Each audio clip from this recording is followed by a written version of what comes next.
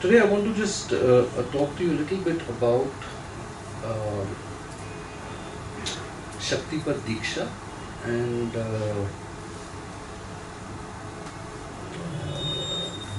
issues related to that.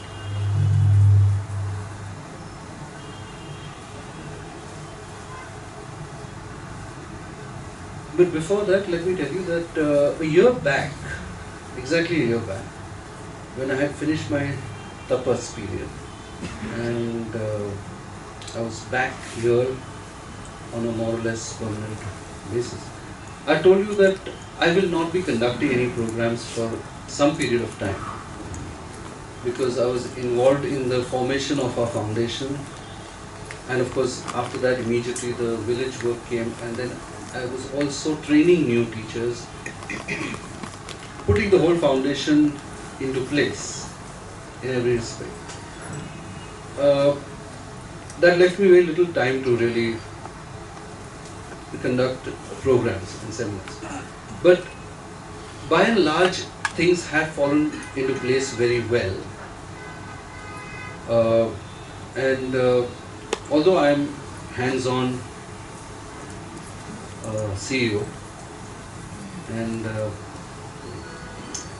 keep an eye on everything, but I am more or less now relieved of all the organizational you can say responsibilities, in the sense that I have to oversee them, not really get involved with the day-to-day function, because a lot of my team in every field is doing a brilliant job. So that leaves me with a lot of time. Therefore, I will be starting certain programs myself now. And one of the first programs that I will be starting is the 8th level of Kriya, which of course is open to, or you qualify for that only if you have taken the Shaktipath Deeksha and finished 4 levels of Kriya. So if those 2 criteria have been met, then you can do the 8th level of Kriya. Now this 8th level of Kriya is a rather advanced level of Kriya. So there are 2 things that you will have to keep in mind. One is that what you have done in the first 4 levels, the various meditations that have been taught to you, the various mudras that have been taught to you, the various breathing kriyas that have been taught to you, they have to be practiced and they have to be done well by you before you come for the 8th level. Some of you have already taken a Deeksha some time back, I mean before doing the kriyas also, but now it is mandatory that the Deeksha is done after finishing 4 levels. Whatever is the case, before you come to me for the 8th level, be sure that you have practiced what you have learned in the 4 levels of the kriyas, especially the mudras, the breathing exercises, and a few meditations. Because this level is a tough level. I am going to take the advanced kriyas. So those kriyas and mudras are physically and functionally at a tougher level. So if you think that you can just walk into it and saunter into it and do it, no, I'm going to knock the wind out of your sails if you think that. These are not ordinary kriyas. They're difficult, you have to practice them, you have to get used to them. They're not impossible, but they are difficulties. If you have not practiced the kriyas before that, then you will find them either difficult to do or you won't be able to do it effectively. And if you don't do them effectively, then the power, the benefit of that is not derived. You see, these kriyas that we will now do operate on a very different level. They are not mere breathing exercises. You see, your breath is such a vital factor in everything, right from the fact that it keeps you alive, to the way your mind works, to the oxygen in your body. So at every level, in everything, that breath is the vital ingredient. You see, it is on the flow of breath that your mind works. In the sense, if you notice, if you stop breathing, your mind will stop working. Why do you think your mind works? Why do you think your brain works? Because it is supplied oxygen physically. But your mind, it works because you breathe. When you stop your breath, your mind will stop working. That is why in meditation we slow down the breath to get into a meditative state. Therefore, certain kriyas are done to alter the breathing pattern, which then in turn affect the way your mind works, the speed at which your mind works. Even if you just try this as a experiment, say you breathe out all the air from your lungs, then observe, no thoughts will come. You have to force a thought. Your mind won't think the way it thinks now when you're breathing constantly. The same way, if you lock a breath inside your body, observe your mind after that. You have to force your thoughts. They won't come naturally, like they do now when you're having a free-flowing breath. So kriyas have this amazing power of regulating the breath so that the functioning of your mind is modulated by you. It's not random then. It is not overpowering you. You are taking control of that. That impossible mind that you feel that you can never control, you can never stop, the monkey that keeps jumping around. It's like catching the wind. Trying to still the mind is like catching the wind. No, but it is possible, provided you know the right technique and the way of doing it. And the kriyas help to do that. That is just one advantage of the kriyas. I'm just giving you one of the effects of the kriyas. The second is that these kriyas, powerful as they are, they help to remove certain emotional and mental blockages which exist in your subtle bodies or your ethereal body or your astral body, or where your nadis lie, where your meridians lie. You all know about meridians. You've done various courses with my teachers, so you should know.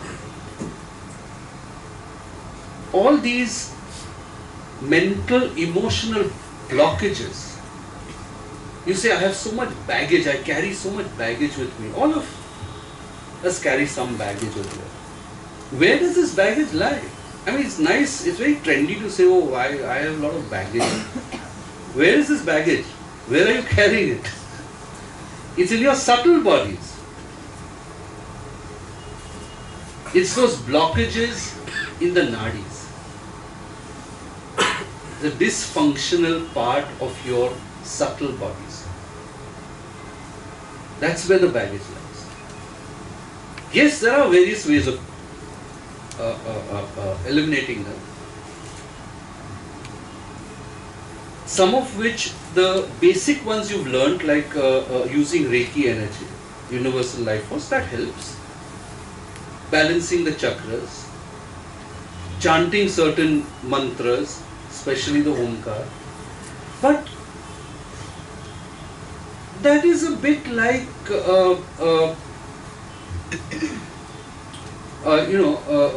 giving aspro for cancer treatment. It does help, it reduces the pain for a little while. You give a painkiller, you reduce the pain. But you're not actually getting to the disease, to the source of the problem. It's more symptomatic, you're just dealing with the symptom. When you do these kriyas, you uproot that baggage that you're carrying, the emotional baggage that you're carrying, the mental baggage that you're carrying. You uproot and eliminate those blockages, which otherwise stick like leeches in your system. And you carry them lifetime after lifetime, not one lifetime. They are in seed form. You can't wish them away. Just because you die, so what? They won't come back again. The memories may not come back, but the attributes come back. So the fear comes back, the anger comes back, the greed comes back, the jealousy comes back. Those negative attributes keep coming lifetime after lifetime. So to remove that baggage, to remove those negative attributes, these kriyas are extremely, extremely powerful. I mean, that is where you are performing like a major operation. On a physical term, you would say, okay, now let's operate and get this person, free of the disease. It's like that. So that is the power of the kriyas. That is why these yogis, these sages and saints sit and do these for hours on end. Okay, you may not do it for hours on end, but at least to some extent you can benefit from it. So as we go, I will teach you more advanced kriyas, which of course have to be done with a certain regularity. Again, this is something that I want to clarify with you, that when you do these various levels of Kriya, it's not like your Reiki level that you attend one session, you learn it, and that's the end of it. You use it as and when you want or wherever you want. You never need to go back and really attend another session again. You've learned what has to be learned, now you can use it when you want it. Kriyas are not like that. After you attend a class or a program which teaches you the Kriya, you're supposed to take that home and practice it. You're not supposed to fold the book where you've written down the procedure, keep it on the shelf and forget about it. Then there's no sense if you're going to do that. That's not going to help. That one session that you've done for 2 hours in front of your teacher, that's not enough. That's no use doing it. You have to take that home and practice it, whatever schedule you may cut out for that, but it has to be done on a regular basis. It's not a one-time thing. So please don't do the kriyas as if you are doing, passing the, school exam where you've given the 5th standard exam, so now you obviously go to the next and give the 6th standard exam, then you give the 7th standard exam. It's not a academic qualification. That's what I'm trying to tell you. These kriyas have to be learned and practiced for a long period of time, and they cannot be just done once or twice. It has to form part of your sadhana, your routine.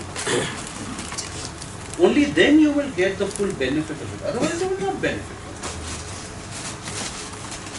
They are extremely powerful, but only if they are practiced. It's not something that you just learn on one day.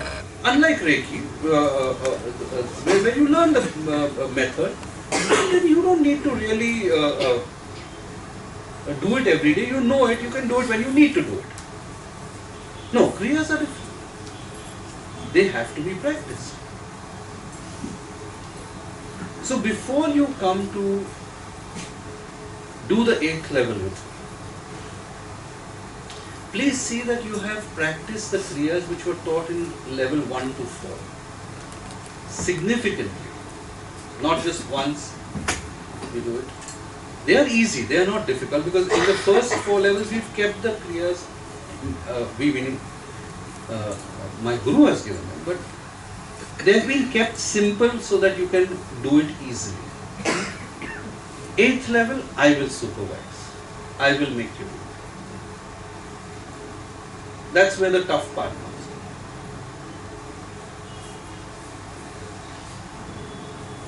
So please do not rush to do the 8th level just because you've taken the Deeksha and just because you've completed the 4 levels. Please see that you've practiced those Kriyas for some reasonable period of time before coming for the 8th level.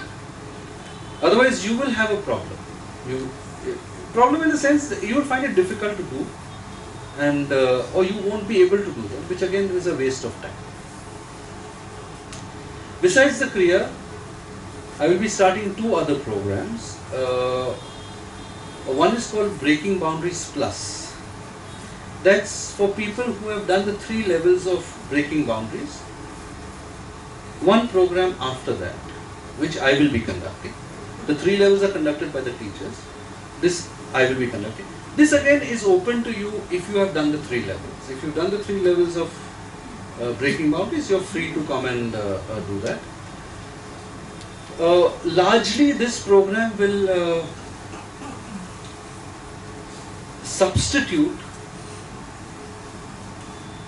for people who cannot do Shaktipath or the Kriyas. Because Kriyas are sometimes difficult.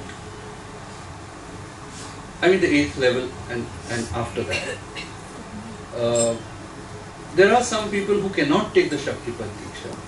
So this will substitute for that. Though people who have done Shaktipath can do the Breaking Boundaries Plus. That's not restricted to anyone, but I'm saying that I've kept that as a substitute for people who cannot do the Shaktipath Deeksha or the Kriyas. Because yes, there are certain limitations to advanced Kriyas. You cannot, not everybody can do them. There are age limitations, there are health limitations. Certain Kriyas cannot be done if you have certain physical problems. Like if you have a weak heart, or if you have very high blood pressure, or if you are over 70 and not physically fit, then yes, there are restrictions on the Kriyas. So for those people who cannot do them, the Breaking Boundaries Plus will be a program that they can do. And there are various other ways and methods in which you can progress and achieve your goals, your spiritual goals, other than doing Kundalini Yoga or Kriya. Beyond these 2 programs, I think maybe after 5 or 6 months, I will be taking a program called Kaya Sadhana, which, of course, I had started that about 2 years back, but this will be completely different. This will not have any resemblance to what I had started earlier. This will be a highly individualized program, I would say, where I will choose 2 or 3 people and who will have to stay with me wherever we may be in a place of my choosing, and it will be very intense tapas like sadhana for maybe 4 days, 5 days, a week. I don't know. It will be like I mean, there is no sort of definite program. Means it will be for a few days, ranging from 3 days to a week. It can range in that. But that will be for people who have done enough sadhana till then, regularly and have that kind of desire to really go ahead on a very different level. And I mean, that level will be, yes, it will be difficult in all respects, physically tough, mentally very challenging, and spiritually very fulfilling. So that again, I will choose people as and when they are ready, when I feel they are ready for that kind of regimen. It will be more of a boot camp. Don't think it will be a resort, it will be a boot camp. So that will be really tough. Now the prime ingredient in these programs, and which I want to, I think, emphasize. You see, none of this can be achieved, or you cannot get the desired results without one major factor. Starting from the Deeksha, point of taking Deeksha, I would say. The most important in all this is your connection with the Guru. Because this entire, you can say, the foundation of this entire journey lies with how connected you are to the Guru. Means there are other yogas, there are other paths, there are other means of achieving the same results. But if you want to take this super highway, and if you want to use Kundalini Yoga or Shaktipath Deeksha, then your connection to the Guru is mandatory. Because what happens is, when I give Deeksha, when any Guru gives Deeksha in the lineage of Shaktipath Deeksha, it is a very close and I would say intricate connection between the energy of the Guru and the energy of the disciple. Far, far more than what you realize, or far more than what people know. When a Shaktipath Deeksha is given, you see, hundreds of years back, and since ages, I would say, Shaktipath Deeksha was given as a rare exception. Not like what we have now, that hundreds of people, sometimes thousands get it. It was given as a rare gift by a Guru to a disciple. Maybe he gave it to 5 or 10 people in his entire life. Yes, those 10 people's lives changed forever. But that is how rarely it was given. And when it was given, it meant that you had crossed a certain threshold of ignorance and come into a certain level of enlightenment, which entitled you to take that Deeksha. It also meant that yes, you are worthy of being a disciple. And I've often told you the difference between a follower, devotee and disciple. A disciple is who the Guru chooses. Otherwise you are either a follower or a devotee, because that is your choice. A disciple in the real sense is the one chosen by the Guru. So previously, the Guru chose who he would give the Deeksha to, the Shaktipath Deeksha. And that meant a complete change in the life of the disciple. then you never looked back. Now, for that to happen, the connection between the Guru and disciple had to be absolutely infallible.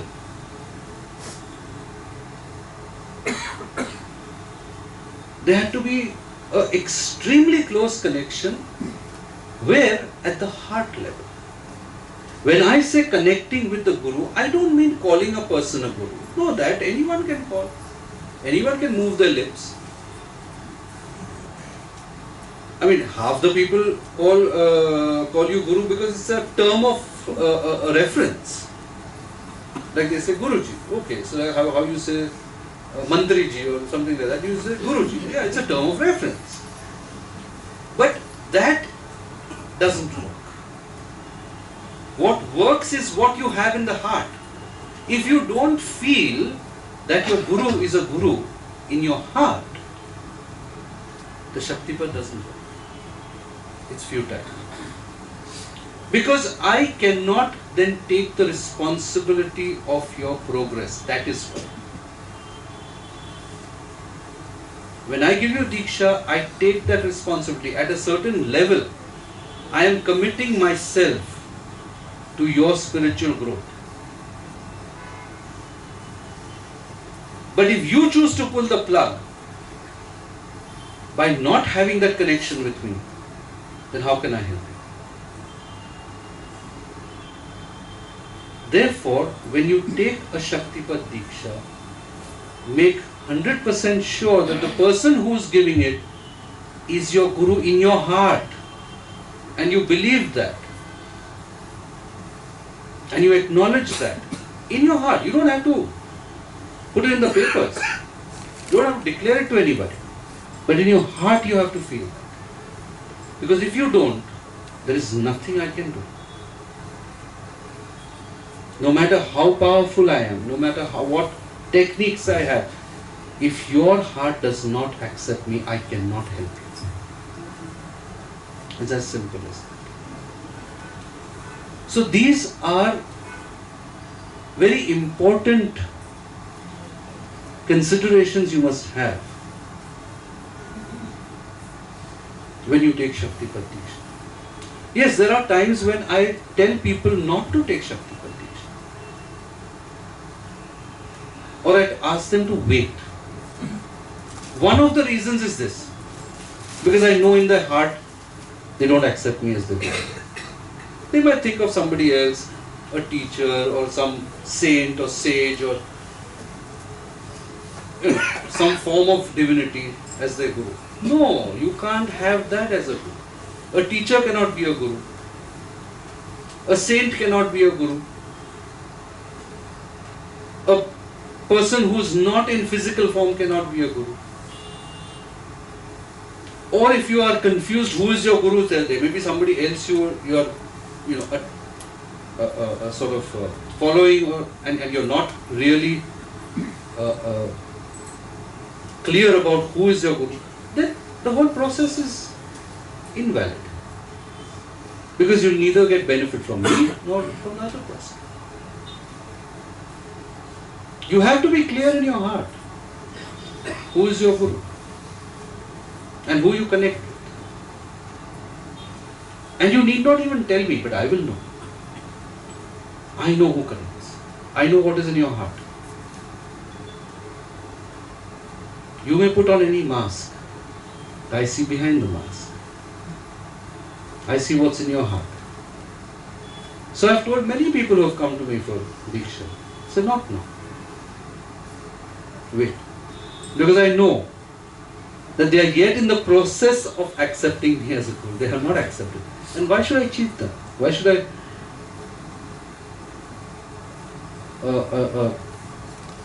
give them Deeksha and when I know that it's not there in there?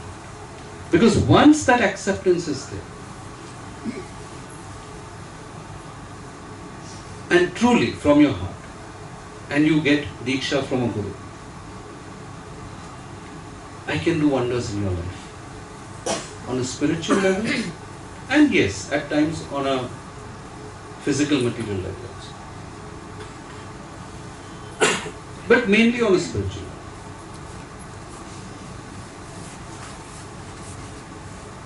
The kind of subtle work that I do, any guru, not me, I'm just saying me, but any guru, any empowered guru, the kind of subtle work that is done is far, far more than what we do on a physical level. On a physical level, it's only 20-30%. 70 to 75% of the work that we do on a disciple is at the subtle level, which you don't even know and which you never know.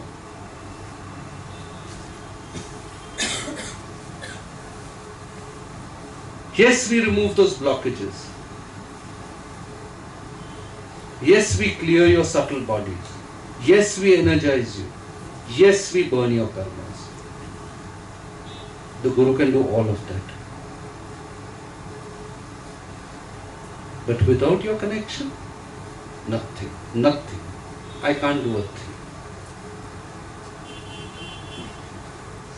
So that acceptance in your heart is a vital ingredient. If you don't have that, you will never benefit from it.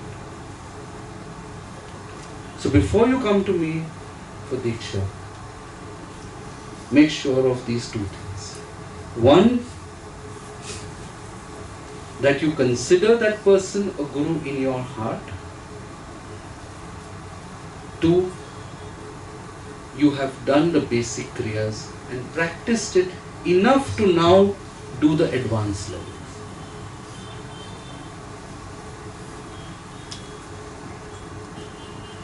After that, you see the magic I do.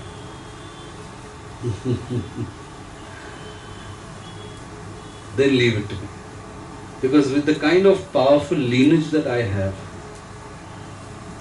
the kind of gurus that I have, you can't even imagine what is possible. But I need your participation. I can't do that.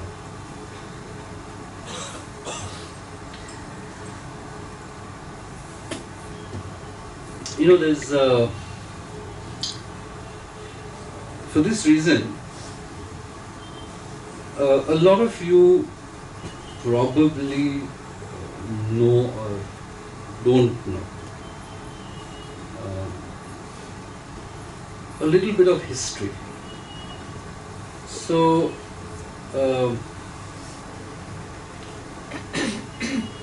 kind of get that faith, because you see the connection with the Guru comes with faith, Shraddha. Now, in some people it develops automatically. In some people it develops over time. In some people it is like in an instant. But it's not mandatory that it has to be in the first second or the first minute of meeting a person. It can develop over time. And at times I feel it should, because otherwise you could get conned by a con artist into thinking that he or she is a guru and that person may take you for a ride financially and otherwise. So it's not that you have to have it in the very first minute of meeting, but yes, later on it has to develop. And since it develops over a period of time, it is also necessary that you know what the Guru stands for, what is his lineage, because every Guru has a lineage. That is what differentiates a Guru from a saint. Saints sometimes don't have a lineage, but Gurus always have a lineage.